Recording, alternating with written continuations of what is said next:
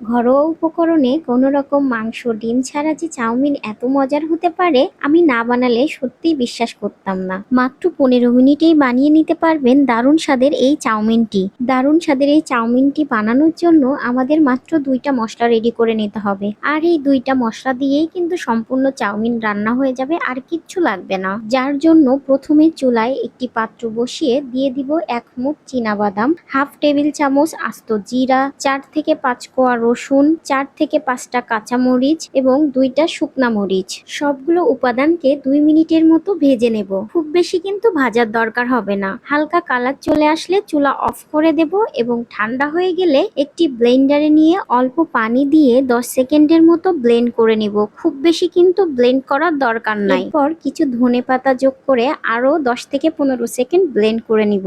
ধনেপাতা দেওয়ার পরে কিন্তু খুব বেশি কখনোই ব্লেন্ড করবেন না, এতে ধনেপাতার সম্পূর্ণ ফ্লেভারটা কিন্তু পাওয়া যায় না। আপনারা চাইলে এই কাজগুলো যে কোনো রকমের পাটায় বেটে নিতে পারেন, তাতে কিন্তু টেস্ট আরো ভালো আসবে। এই বাটার কাজটি যাতেই করেন না কেন অবশ্যই মিহি করা যাবে না। এবার আরেকটি স্পেশাল সস তৈরি করে নেব, যার জন্য একটি বাটিতে দিয়ে দেব 1 টেবিল চামচ সয়া সস, হাফ টেবিল চামচ ফিশ সস, 1 টেবিল চামচ টমেটো সস, হাফ টেবিল চামচের মতো চিনি, হাফ টি স্পুন গোলমরিচের গুঁড়া, হাফ টি স্পুন লবণ এবং একটি ম্যাগি মশলা। সবগুলো উপাদানকে খুব ভালোভাবে মিশিয়ে নিব।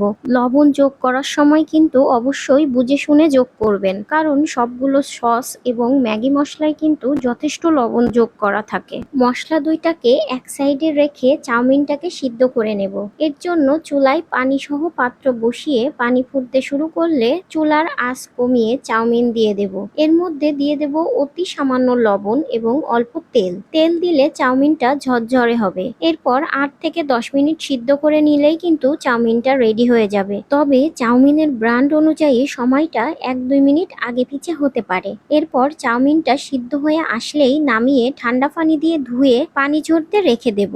এবার চুলায় একটি পাত্র বসিয়ে পাত্র গরম হলে দিয়ে দেব অল্প তেল বা বাটার। তেল গরম হয়ে আসলে দিয়ে দেব সিদ্ধ করে রাখা চাউমিন। এরপর চাউমিনের ভেতরে দিয়ে দিব আগে থেকে রেডি করে রাখা সেই স্পেশাল সসটি এবং আগে থেকে রেডি করে রাখা সেই মশলাটি।